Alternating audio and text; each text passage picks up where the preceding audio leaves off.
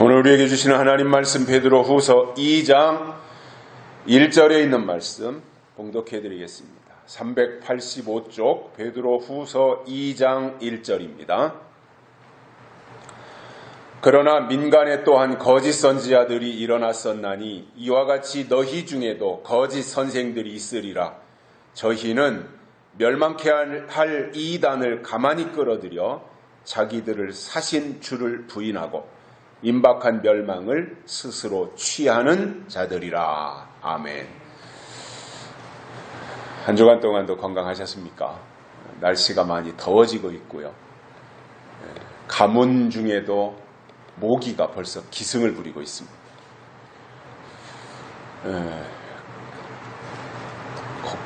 곡식들이 다 타들어가고 있고 식물들이 가뭄 때문에 헐떡거리고 있는데 하나님이 속히 비를 내려주시기를 희망하고 있습니다. 이스라엘이라고 하는 나라가 특별했던 것은 하나님이 그들에게 선지자들을 보내셨다라고 하는 것입니다. 성경을 보면 하나님이 이스라엘 백성들에게 선지자들을 보내셨고 그 선지자들의 입에는 하나님의 말씀을 담아서 이스라엘 백성들에게 말씀하셨던 것입니다. 그렇다면 이스라엘은 하나님의 말씀을 듣고 그리고 하나님의 요구하시는 길로 가야 하는데 항상 방해꾼들이 있었다는 거예요. 엘리야가 등장하니까 이세벨이 나타나고 말이죠. 아모스 선지자가 활동을 하니까 아마샤라고 하는 거짓 선지자가 나타났었고요. 이렇게 하나님의 말씀이 임하면 상대적으로 거짓 소리들도 등장을 해서 하나님의 말씀과 땅의 소리가, 거짓 소리가 충돌하게 되는 이 모습들을 우리는 성경을 통해서 발견하고 이해를 하게 됩니다. 그래서 이 거짓 세력들은 목적이 뭐냐면 이스라엘 백성들을 혼란스럽게 만드는 거예요. 혼란을 주는 게 목적이에요. 왜냐하면 혼란을 주지 않으면 이스라엘은 하나님의 말씀만 있는 거예요. 선지자들을 통해서 하나님의 말씀만 이스라엘 백성들에게 제공되니까 그렇게 되면 안 된다고 하는 것을 이 거짓 세력들이 알기 때문에 항상 하나님을 향하여 거짓 세력들이 하나님을 대항할 수는 없기 때문에 하나님의 말씀을 받은 이스라엘 백성들을 혼란스럽게 만드는 역할을 했던 것이 거짓 선지자들이었습니다.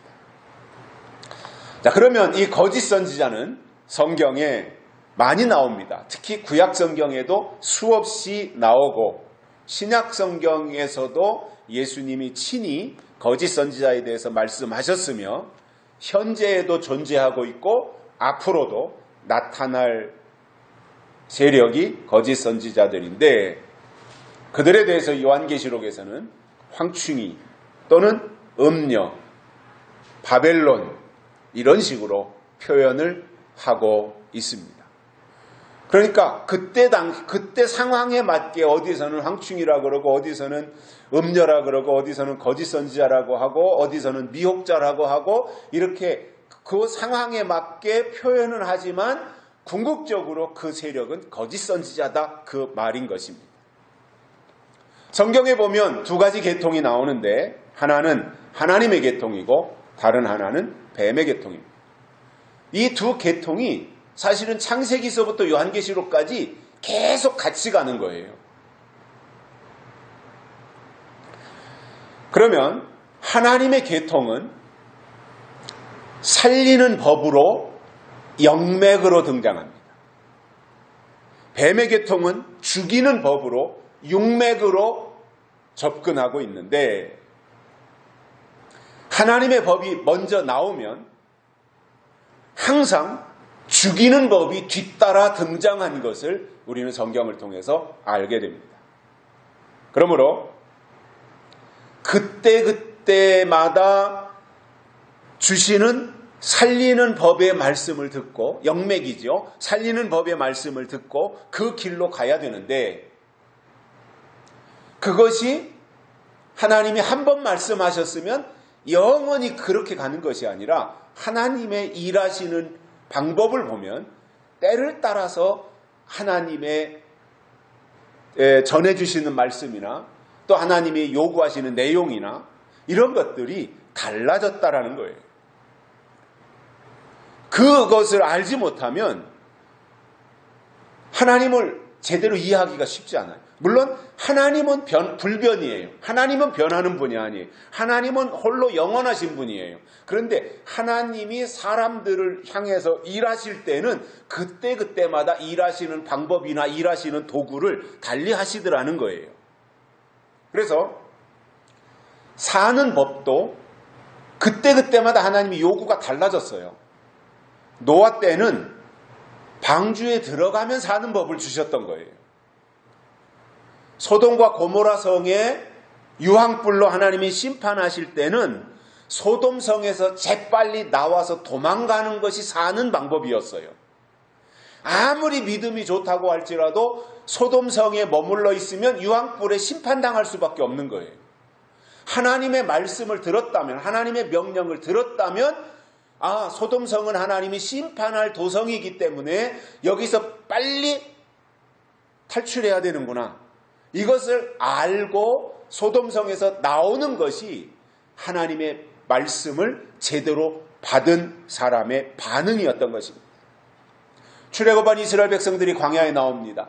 광야에 나와서 죽지 않고 사는 방법은 모세가 증거하는 말을 그대로 듣고 순종하면 사는 거였어요. 불뱀에 물렸을 때도 장대 끝에 매단 놋뱀을 보면 산다는 법을 주셨을 때 그것을 바라다 보면 살았어요. 구름기둥, 불기둥의 인도함을 그때마다 시시각각으로 변화되는 그 상황에 맞게 행동하면 살 수 있었던 거예요. 그 모든 것을 하나님이 이스라엘 백성들을 향해서 모세를 통해 말씀을 주셨고, 그때 주시는 말씀을 순종함으로 들으면 사는 길로 나아갈 수 있었던 것입니다. 그러다가 예수님 오셔서 은혜 시대가 되어서 사는 길은 예수를 믿으면 사는 거예요. 예수 그리스도를 나의 주 나의 하나님으로 믿으면 사는 길이에요. 그래서 예수를 믿으면 증거로 하나님이 성령을 그에게 주셔서 거듭나게 하시고 사는 길로 하나님이 인도하셨던 것입니다. 그러다가 예수님이 이 땅에 다시 오실 때에도 사는 길이 있는데 그것에 대해서 계시록에서는 하나님의 인치심을 받는 것이다, 이렇게 말씀하고 있습니다. 이거는 이유가 없는 거예요. 그것은 하나님이 일방적으로 제시하신 사는 길이었던 거예요. 할례 받으면 사는 때가 있었고 성령 세례를 받으면 사는 길이 있었으며 하나님께 인치심을 받으면 사는 길을 하나님이 제시하셨기 때문에 그때 그 시대를 사는 사람들이 그때 주신 하나님의 법을 듣고 그 영향권 안으로 들어가면 됐던 거예요. 거기에 이런저런 이유를 붙일 수가 없는 거죠. 왜 할례를 받아야 됩니까?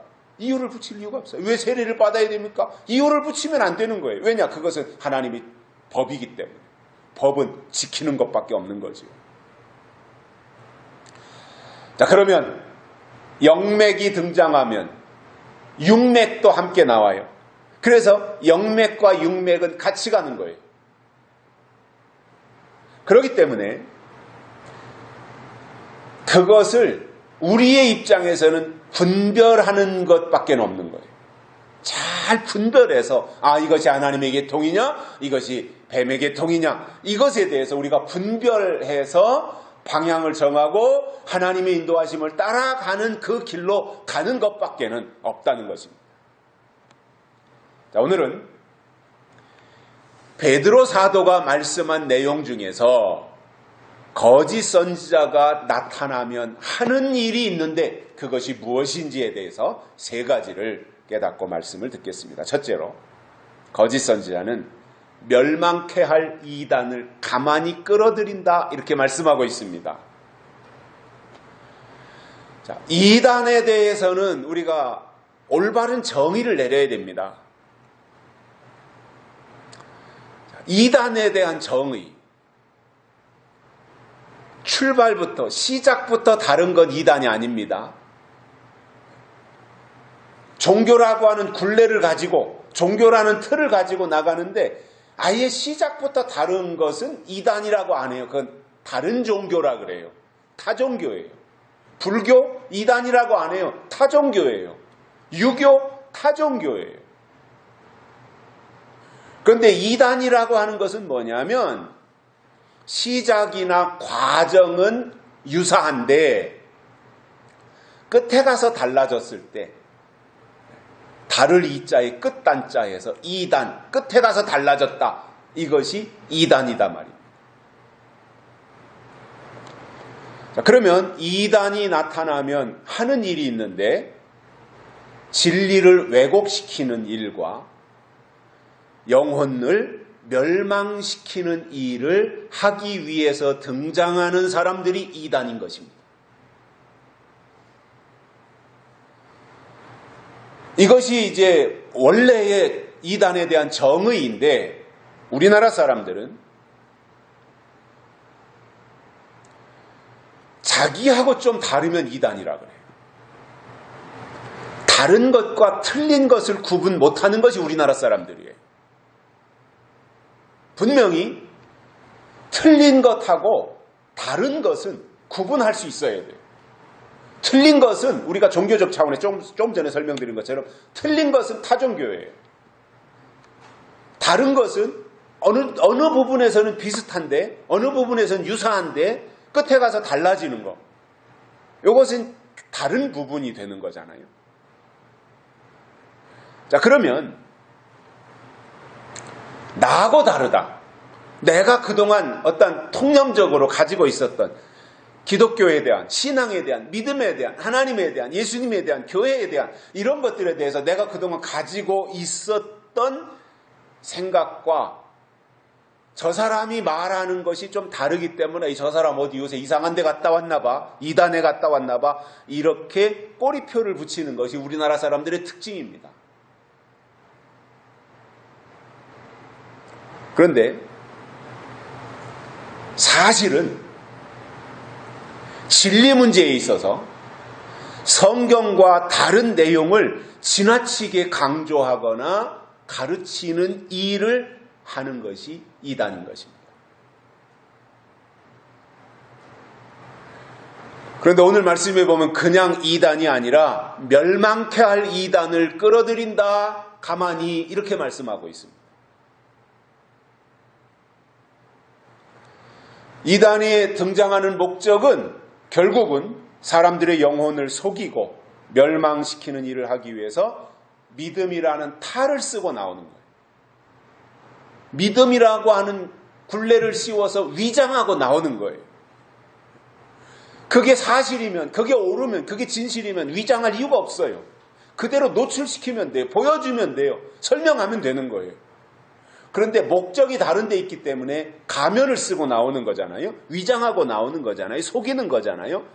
그래서 때로는 교회라는 명분을 가지고 신앙이라는 명분을 가지고 합법적으로 그럴듯하게 등장한다는 겁니다.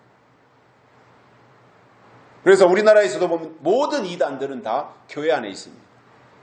교회라는 이름을 가지고 있습니다. 교회라는 굴레를 씌우고 있습니다. 그래야 교회를 공격할 수 있기 때문에 그런 겁니다. 그들을 보면, 이단들을 보면 주장은 하는데 체계가 없어요. 체계적이질 않아요. 또 그때그때 다른 것을 강조해요. 그리고 성경이 말씀하는 진리는 없고 자기들이 유리한 내용을 말하는 거예요.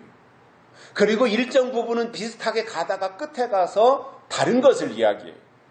즉, 계시록이 어떻고 요한 1, 2, 3, 4가 어떻고 예수님의 초림이 어떻고 예수님의 재림이 어떻고 이것을 성경 구절을 찾아가지고 쭉 증명하다가 계시록에 가서 그렇기 때문에 두 증인은 아무개다. 재림 예수는 아무개다. 이렇게 말하게 해서 결국 앞에서 설명한 것은 끝에 가서 아무개가 두 증인이다. 아무개가 재림 예수다. 이것을 말하기 위해서 미혹한 것에 불과하다는 것입니다.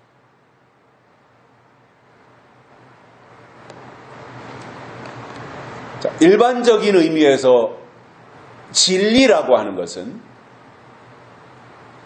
기독교에만 있는 것은 아닙니다. 일반적인 의미의 진리입니다. 그것은 기독교에만 있는 것이 아니라 학문 속에도 진리가 있습니다. 물리학에도 진리가 있고요.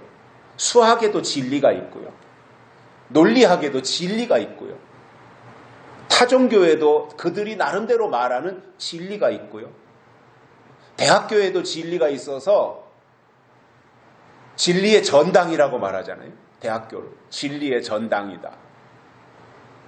그런데 학문에서 말하는 진리는 원칙이고 공식을 의미하는 거예요. 물리학에서 변하지 아니하는 공식, 이거 진리라 그래요. 수학에서 변하지 아니하는 공식, 이걸 진리라 그러는 거예요. 일반적인 의미에서. 또 나름대로 가르침과 원칙이 있는 종교는 인간이 살아가는 도리나 사물과 또는 사람과 인간으로서 어떻게 소통하며 살아야 될지에 대해서 말하고 있는 그 내용을 그들은 진리의 가르침이라고 말합니다.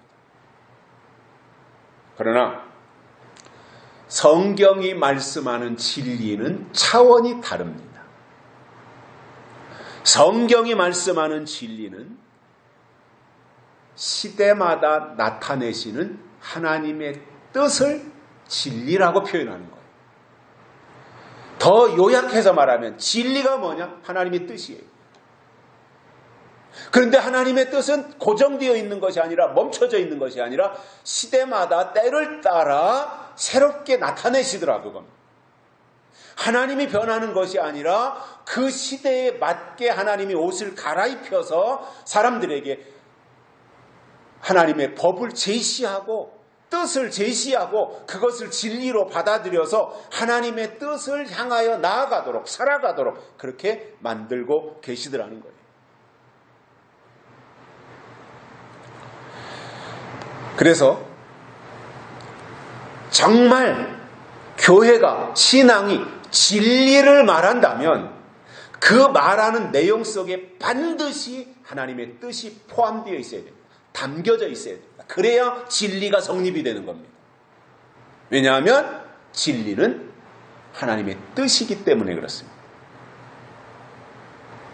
그래서 이 시대에 2022년도 6월 12일을 살아가고 있는 이 시점에서 여전히 진리를 말한다면 그 진리라고 말하는 내용 속에 이 시대에 하나님이 무엇을 요구하고 무엇을 나타내실 것인지에 대한 하나님의 뜻이 담겨져 있어야 된다 그 말입니다. 그게 진리라는 말입니다. 그런 의미에서 구약에서는 율법이 진리였어요. 그 시대에는 율법이 진리였어요. 또 신약에서는 복음이 진리였어요. 마지막 때는 요한계시록이 진리예요.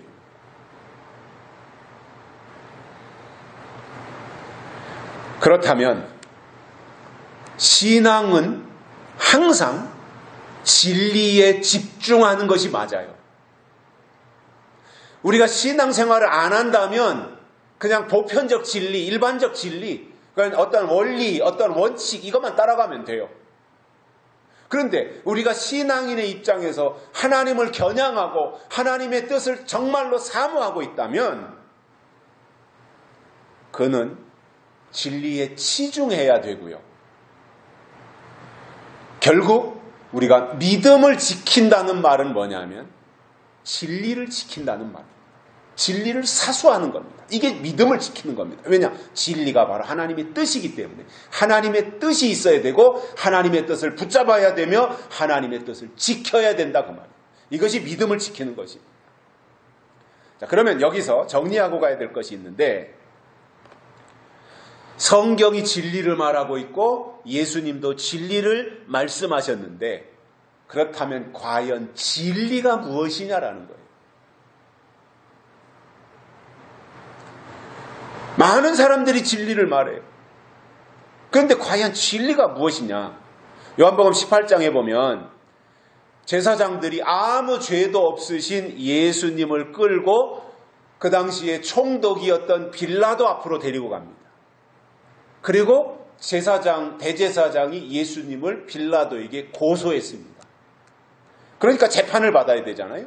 예수님을 감히 끌고 가서 빌라도 앞에서 재판을 받게 하니까 그때 빌라도 총독이 대제사장이 고소한 내용을 확인하고는 빌라도가 예수님을 신문하는데 두 가지를 물어봤습니다.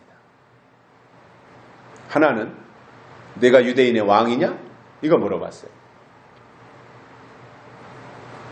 다른 하나는 진리가 무엇이냐? 이걸 물어봤어요.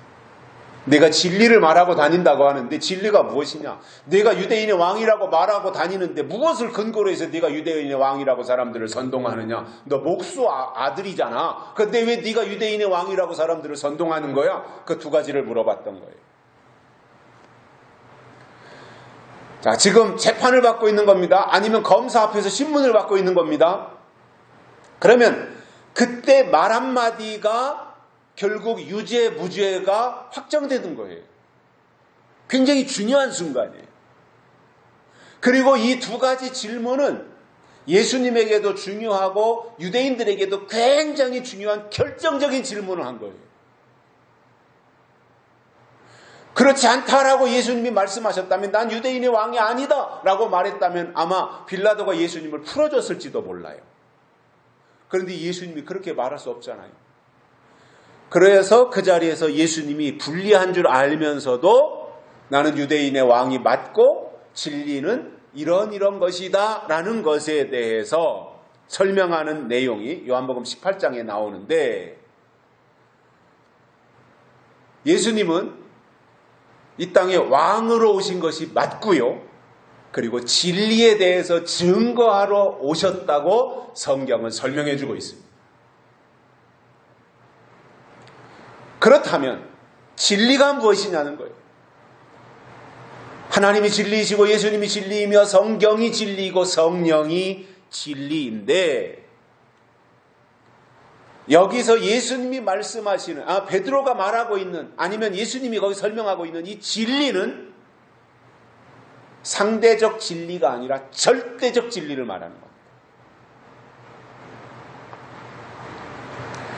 가장 정확한 의미로 진리는 예수님인데, 그 이유는 요한복음 14장에서 예수님이 내가 곧 길이요 진리요 생명이니 이렇게 말씀하셨고, 예수님은 이 세상에 오실 때 생명을 주러 오신 분이기 때문에 예수님 자신이 진리라는 것입니다. 그런데 멸망케 할 이단을 가만히 끌어들인다는 것은 이미 그들 속에 진리가 없다는 말이에요. 그러므로 지금까지는 열심히 복음을 말하고 십자가를 증거했어도 끝에 가서 계시록의 진리로 연결되지 않는다면 끝에 가서 잘못되었으니 그들은 다 이단이다 그 말이에요.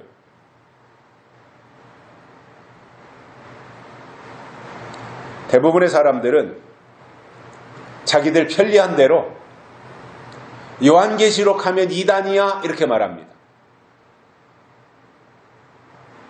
그러나 오늘 말씀에는 아무리 그동안 잘해왔다고 할지라도 끝에 가서 하나님의 뜻이 담긴 요한계시록과 연결되지 않으면 끝이 다르기 때문에 이단이라는 말씀을 하는 것입니다.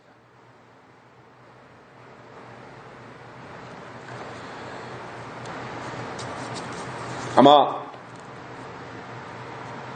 이러한 설명을 지금까지 한 사람은 아무도 없을 거예요.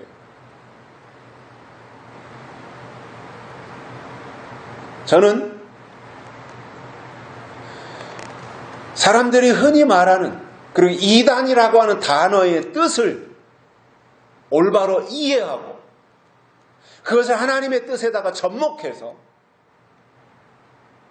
오늘 베드로가 설명하고 있는 이 내용과 함께 묵상하고 또 성경을 보는 가운데서 아하, 그렇구나, 이것이구나 하는 내용들을 저는 이해했던 겁니다.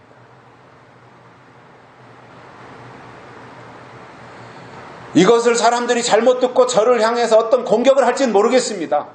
유튜브를 통해서 공개되어지면 사람들이 저를 향해서 어떻게 저를 표현할지는 모르겠습니다. 그러나 끝에 가서 달라진다고 할 때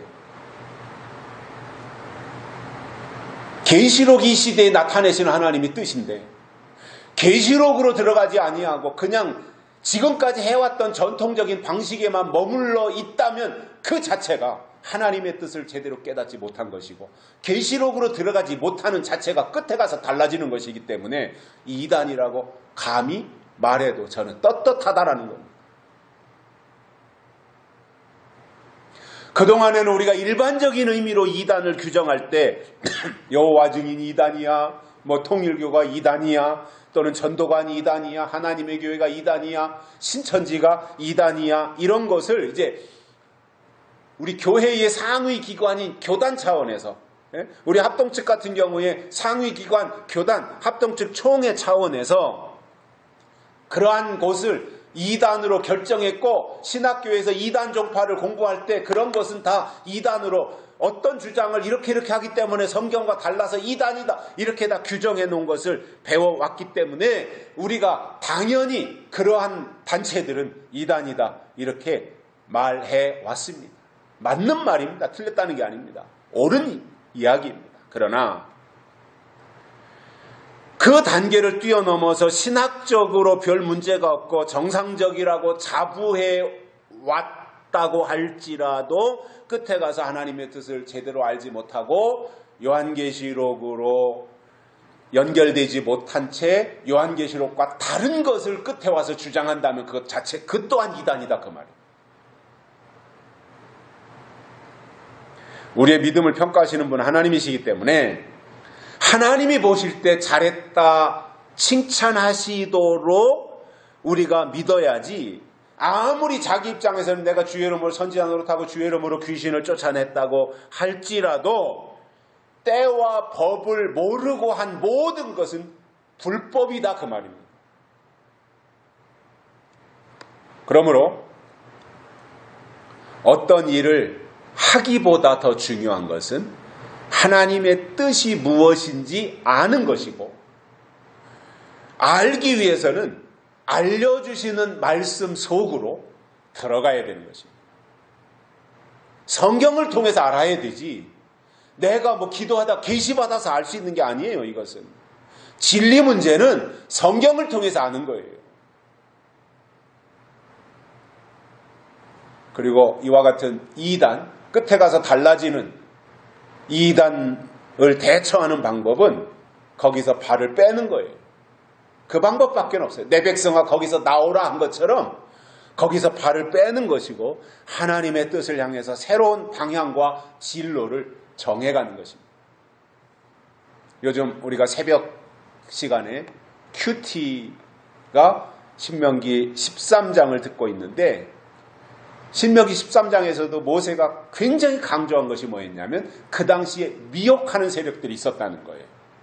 그래서 그들과 연합하지 말고 철저하게 미혹자들에 대해서는 단호하게 처단하고 돌로 쳐 죽이든지 칼로 찔러 죽이든지 죽이라고 하는 이 엄격한 말씀을 하신 것을 우리가 볼 수 있습니다. 그 정도로 하나님이 미혹에 대해서 또는 거짓에 대해서 또는 이단에 대해서 하나님이 미워하고 계시다고 하는 것을 우리는 이해할 수 있습니다. 두 번째로 거짓 선지자는 자기들을 사신 주를 부인한다라고 말씀하고 있습니다. 값을 주고 사신 예수님을 부인하는 거예요. 예수님은 십자가에 달려 죽으시면서 물과 피를 다 쏟으시고 우리의 죄값을 대신 예수님이 홀로 지불하시고 우리를 사셨어요. 우리를 살리신 거예요. 그렇다면 죽을 때까지 주님의 은혜의 고마움을 가지고 감사하면서 살아야 되는데 그분을 부인한다라는 거예요. 그러면 교회를 통해서 신앙생활 하시는 분들이 예수님을 어떻게 부인하겠습니까? 예수님을 부인할 수 있습니까? 예를 든다면 예수님은 하나님의 아들이 아니에요. 거짓말하지 마세요. 이렇게 부인할까요? 교회 다니는 신앙인들이? 아니면 예수님은 존재하지 않아요. 예수님 자체는 없어요. 거짓말하지 마세요. 이렇게 부인할까요? 아마도 한 발은 교회 안에 들여놓고 한 발은 세상에 내놓고 양다리 걸치고 있는 사람도 대놓고 예수님을 부인하거나 부정하지는 않을 거예요.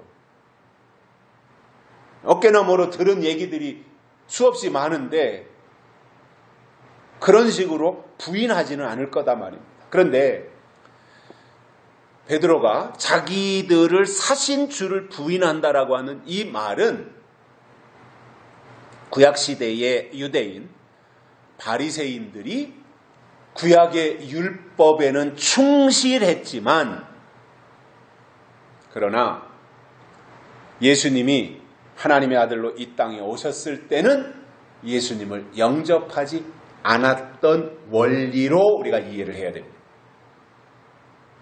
요한복음 1장 11절에 보면 자기 백성에게 오매 자기 땅에 오매 자기 백성이 영접지 아니하였으나 영접하는 자 곧 그 이름을 믿는 자들에게는 하나님의 자녀가 되는 권세를 주셨다 이렇게 말씀하고 있습니다.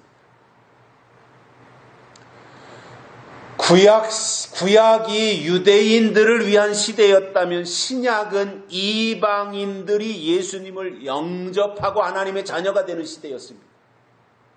구약이 혈통적으로 아브라함의 자녀, 이삭의 자녀, 야곱의 자녀, 요셉의 자녀 이렇게 혈통적으로 하나님의 자녀가 되는 시대였다면 신약에 와서 예수님이 오신 이후로는 혈통으로나 육정으로 하나님의 자녀가 나오는 것이 아니라 예수 그리스도를 믿음으로 예수 그리스도를 영접함으로 하나님의 자녀가 되는 시대로 바뀐 겁니다. 이것이 구약과 신약의 차이입니다. 구약은 혈통에 의해서 하나님의 자녀가 결정됐다면 신약에 와서는 예수 그리스도를 믿음으로 하나님의 자녀가 결정되어지는 이 시대로 바뀐 것입니다. 그러면 구약에서 유대인들의 문제가 뭐였냐면 이론적으로 하나님은 잘 아는데 하나님이 보내신 자 예수 그리스도를 부인한 것이 하나님을 부인한 거예요. 하나님은 아는데 하나님이 보내신 예수 독생자 아들 예수를 부인한 것이 결국은 예수를 보내신 하나님을 부인한 것이다 그 말이에요.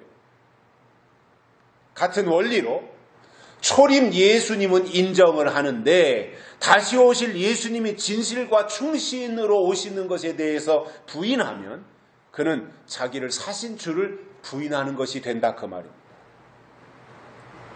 2000년 전에 예수님이 이 땅에 오셔서 십자가에 달려 돌아가셨다가 부활하시고 그리고 승천하신 예수님을 정말로 내가 하나님의 아들로 인정한다면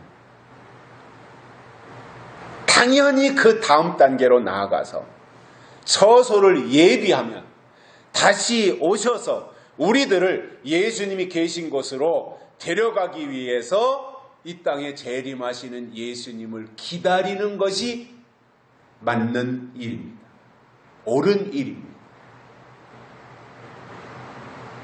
특히 예수님이 이 땅에 다시 오심과 다시 오실 때 어떤 일이 일어나는지 그리고 무엇을 준비하는지에 대해서 자세히 알려주신 말씀이 요한계시록이에요. 이 말은 초림 예수님을 영접하는 사람들 속에는 구약의 율법이 있지만 초림 예수님을 부정하는 사람들 속에는 구약의 율법도 없는 것이었다. 그 말입니다. 그러니까 예수님을 놓고 이 땅 2000년 전에 오신 예수님을 놓고 예수님을 인정하느냐 인정 안 하느냐는 그냥 인정하면 인정한 것으로 끝나고 인정 안 하면 인정 안 하는 것으로 그냥 끝나는 것이 아니라 초림 예수님을 인정하느냐 안 하느냐에 따라서 그들 속에 구약의 하나님이 계시냐 안 계시냐가 결정됐던 거예요. 마찬가지로 그러한 원리로 볼 때 다시 오실 예수님을 믿고 기다리는 사람 속에는 초림 예수님도 있습니다. 처소를 예비하면 이 땅에 다시 오실 예수님을 사모함으로 성경적 신앙을 가지고 기다리는 사람 속에는 당연히 십자가에 달려 돌아가신 부활하신 승천하신 예수님이 자리 잡고 있다는 이야기입니다. 그러나 다시 오실 예수님을 맞이하려고 준비하지도 않고 형식적인 교회 생활을 하는 사람은 그 자체가 예수님의 재림을 부정하는 것이고 그러한 사람 속에는 초림 예수님도 없다는 말입니다. 세 번째, 임박한 멸망을 스스로 취하는 자들이다 이렇게 말씀하고 있습니다. 거짓 선지자는 임박한 멸망을 스스로 취하는 자들인데 여기서 임박한 멸망은 대환란을 말합니다. 요한계시록에서 대환란을 설명하는 것을 보면 다섯째 나팔과 여섯째 나팔로 말씀하고 있고 이것을 이기는 것이 하나님이 주신 믿음이라는 말입니다. 그런데 멸망을 스스로 취한다고 하는 것은 환란이 오고 있는데 환란이 뭔지 모르고 막연하게 믿기만 하면 돼, 교회 다니기만 하면 다 구원받아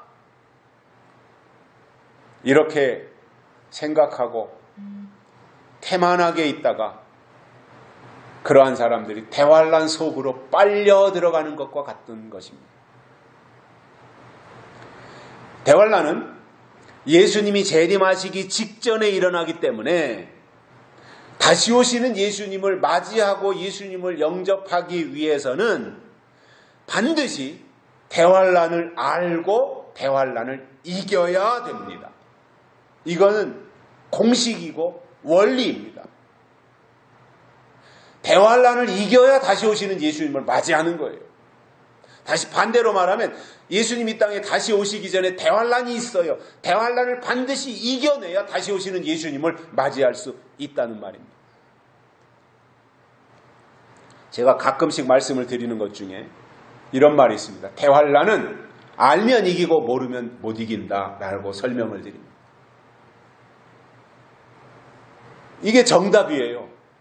그래서 계시록을 통해서 또는 성경을 통해서 대환란의 정체가 무엇인지 대환란의 실체가 무엇인지 이것을 제대로 알면 대응할 수 있잖아요. 그렇기 때문에 이겨낼 수 있어요. 그런데 대환란이 뭔지 모르고 그냥 깜깜한 상태로 있으면 대환란이 나와도 모르고 대환란이 와서 내 코를 베가도 모르는 거예요. 그래서 대환란은 어떻게 이기느냐? 성경 지식으로 대환란을 이기는 거예요. 하나님의 가르침으로 대환란은 거뜬하게 문제없이 이겨낼 수 있는 것이고요. 근데 모르면 블랙홀 속에 빨려 들어가듯이 그냥 다 거기에서 헤어나오지 못하고 끝장나 버리고 마는 것입니다. 자, 그러면 성경이 말씀하고 있는 거짓 선지자를 보면 거짓 선지자가 나오면 우상을 만들고 우상에게 경배하도록 그 우상에게 생기를 불어넣는 역할을 하는 것이 거짓 선지자예요. 그러니까 거짓 선지자가 나오는 목적은 우상을 세워놓고 그 우상에게 절하고 그 우상을 숭배하도록 만들기 위해서 거짓 선지자가 나오는 거예요. 그러니까 얼마나 막강한 힘을 가지고 나오겠어요. 지금까지 유지해왔던 하나님을 섬기고 예수님을 섬기고 했던 이 교회의 구조를 다 뜯어 고쳐가지고 적그리스도를 섬기고 우상을 섬기는 법으로 만들어야 되니 거짓 선지자가 하는 그 일 가운데 그들이 가지고 있는 힘 아니면 권력이 얼마나 크겠냐 말이에요. 이 시스템 구조를 다 바꿔놔야 되니까 말이죠. 그런데 거짓 선지자에게는, 거짓 선지자 속에는요, 새 것이 없어요. 즉 하나님의 약속이 없어요. 그렇기 때문에 하나님의 뜻을 알지 못하고 지나간 묵은 것만 가르치는 목회자들인데, 그들은 자기 스스로를 향해서 주의 종이라고 말은 합니다. 난 주의 종이야, 이렇게 말을 합니다. 그러나 실제로 들어가서 보면 그들은 하나님과 단절되어 있어요. 그리고 인본주의와 세속주의로 가득 채워져 있는 거예요.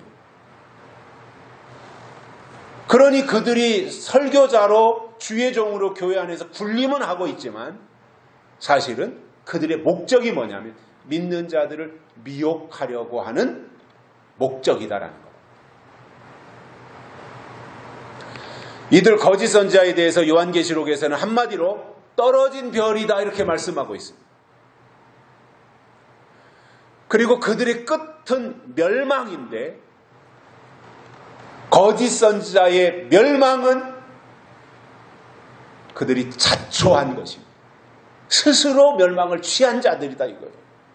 왜냐하면 이미 하나님은 계시록을 통해서 황충이는 이러한 사람들이, 거짓 선지자는 이런 사람들이고, 거짓 선지자가 나오면 이러한 일을 하고, 이렇게 해서 미혹당하지 말아야 되고, 거짓 선지자가 되지 말아야 되고, 미혹자가 되지 말아야 되고, 하나님 편에 서야 되고, 이것을 다 말씀해 주셨는데 그것에 대해서 관심이 없고 안 듣고 읽지도 않고 하다 보니 멸망이 오는 때는 되었고, 그러니까 그것에 대해서 스스로가 거부하고 거절하고 계시록과는 완전히 상관없는 생활을 해왔기 때문에 스스로가 멸망을 취하고 만 결과를 초래하고 마는 것입니다. 마태복음 25장에는 우리가 잘 알고 있는 10처녀의 비유가 나옵니다.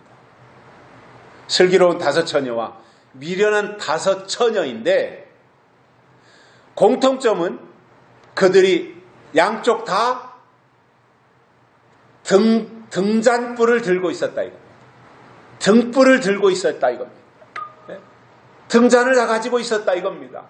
미련한 5처녀도 등잔불을 가지고 있었고, 슬기로운 5처녀도 등잔불을 가지고 있었습니다. 그리고 그 등잔에 다 10개가 불이 밝혀져 있었습니다. 기다리는 동안 불이 밝혀져 있었습니다.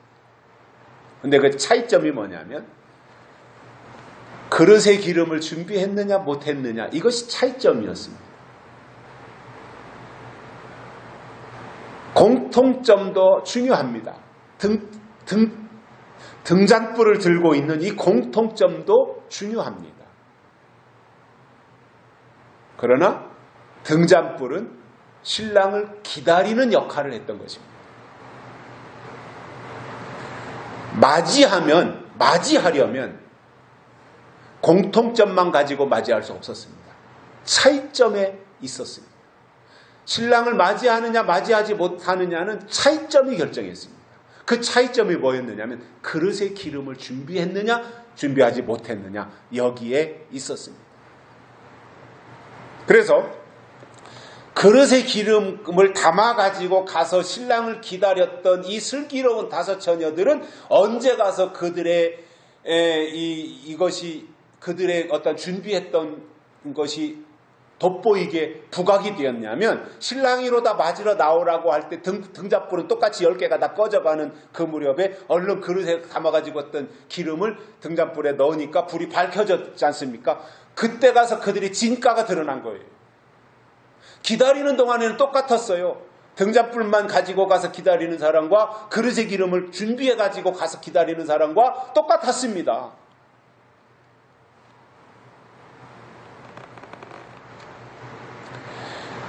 그런데 신랑이로다 맞으러 나오라고 하는 그 소리가 울려 퍼지는 순간 등잔불은 똑같이 다 꺼지지 않습니까? 그런데 슬기로운 처녀들은 그릇에 기름을 가지고 갔으니까 얼른 등잔불에 부으니까 불이 꺼지지 않고 다시 이제 등불을 밝힐 수 있었는데, 미련한 5 처녀는 불이 꺼져가는 때 아이고 이 불이 왜 꺼져가냐라고 보니까 기름이 없단 말입니다. 그러니까 그때서야 허둥지둥 기름을 구하기 위해서 슬기로운 5 처녀한테 야, 나 잘 알지 않냐, 나도 기름 조금만 빌려줘라. 그런데 그 기름은 빌려줄 수 있는 기름이 아니거든요. 준비해야 될 때 스스로가 준비해야 되는 기름이지 그때 가서 빌려 쓸 수 있는 기름이 아니라는 겁니다. 그래서 빌려줄 수 없다고 거절당하니까 그때서야 기름을 사겠다고 이 주유소로 저 주유소로 우왕좌왕하고 뛰어다녀 보지만 구하지 못했고, 그러다가 이제 어떻게라도 신랑을 맞이해 보겠다고 등불은 꺼진 주제에 돌아와서 보니까 이미 혼인잔치는 시작이 되었고 문은 닫힌 상태입니다. 노아의 방주도 그렇고 마지막 혼인잔치도 그렇고 하나님이 문을 닫으면 열 자가 없는 거예요. 열면 닫을 자가 없고 닫으면 열 자가 없는 거예요. 이게 하나님의 법이에요. 그러니 등잔불만 가지고 있으면 신랑을 맞이할 수 있을 것으로 착각을 하고 그릇에 기름을 준비하지 못하고 있다가 나중에 가서야 허겁지겁 기름을 사러 뛰어다녔지만 구하지 못한 그들이 혼인잔치에서 배제당하는 엄청난 슬픔 아니면 고통을 그들이 겪었던 것입니다. 이게 무슨 내용이냐 하면 심판을 당하고 멸망을 당하는 자들이 교회를 모르고 예수님을 알지 못하는 사람들이 아니다 그 말이에요.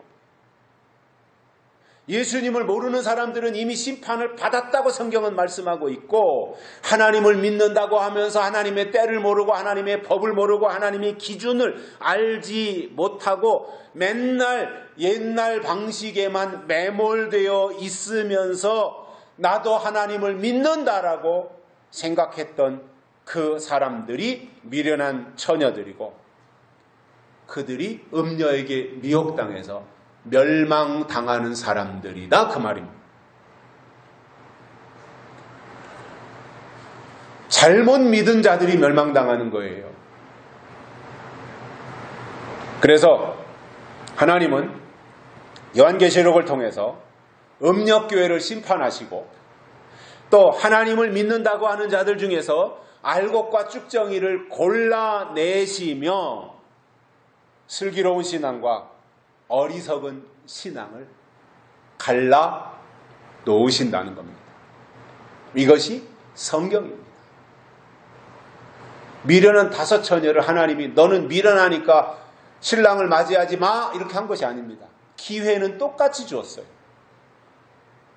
그런데 그들이 듣고 싶은 소리만 들은 거예요. 그릇에 기름을 준비해야 된다 이 말은 안 들은 거예요. 그러니까 멸망을 스스로 취한 거예요.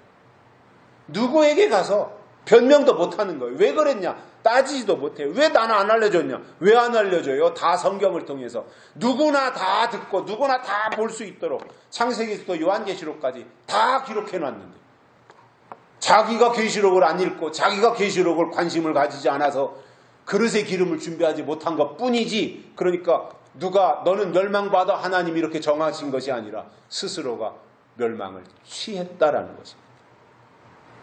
얼마나 불행한 자들입니까? 아예 하나님을 안 믿은 세상 사람들은 안 믿고 자기 마음대로 살았으니까 끝에 가서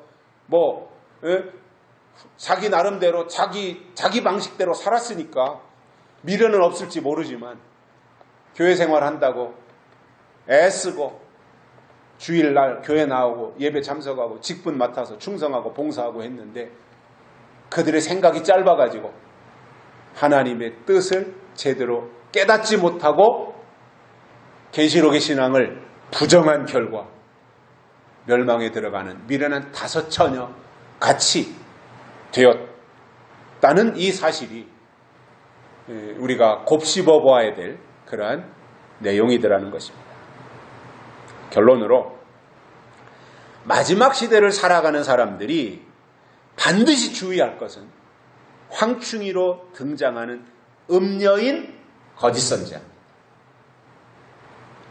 이거는 정말 주의하고 또 살펴보고 또 생각하고 그러면서 그야말로 우리 속에서 날마다 되새김질하면서 매 시대마다 나타내시는 하나님의 뜻이 약속으로 또는 하나님의 유전자로 씨로 우리 속에 있어야 되는 겁니다. 거짓 선지자들이 나오면 멸망케 할 이단을 가만히 끌어들이고 자기들을 사신 주를 부인하며 임박한 멸망을 스스로 취하는 자들이라고 하는 것을 아시고 그들을 분별하고 그들과 철저하게 구별되어서 그야말로 우리가 어느 곳에 있든지 하나님을 기쁘시게 해드리고 슬기로운 다섯 처녀의 반열에 설 수 있도록 미리미리 하나님이 주신 것들을 우리 속에 채우고 준비하는 유익한 신앙의 사람들이 되시기를 주의 이름으로 축복합니다. 살아계신 하나님 아버지 감사합니다. 오늘 또 우리를 불러주시고 하나님의 말씀을 듣게 해주셔서 감사를 드립니다. 오늘 또 우리에게 주신 이 말씀 우리 신비에 새겨지게 하시고 단단한 기둥에 잘 박힌 못과 같게 하시어서 우리가 이 세상을 살아가는 데 있어서 무엇보다도 하나님의 뜻을 가장 소중히 여기고 하나님의 뜻대로 살아가는 저희들 되도록 축복해 주시옵소서. 거짓 선지자들의 미혹에 넘어가지 아니하게 하시고 어떤 경우도 미혹을 이기고 미혹을 분별하고 하나님의 사람으로 더 성장하고 성숙할 수 있는 믿음의 분량으로 우리를 이끌어 주옵소서. 다시 오실 예수님의 이름으로 간절히 기도드리옵나이다. 아멘. 찬송가 253장 부르시면서 헌금 드리시겠습니다.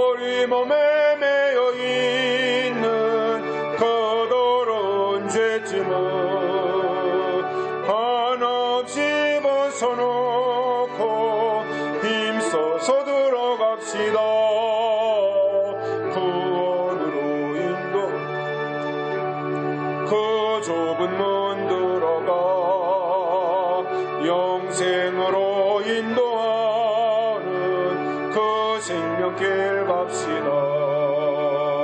이 세상에 많은 사람 큰 문으로 들어가 넓은 길로 갈지라.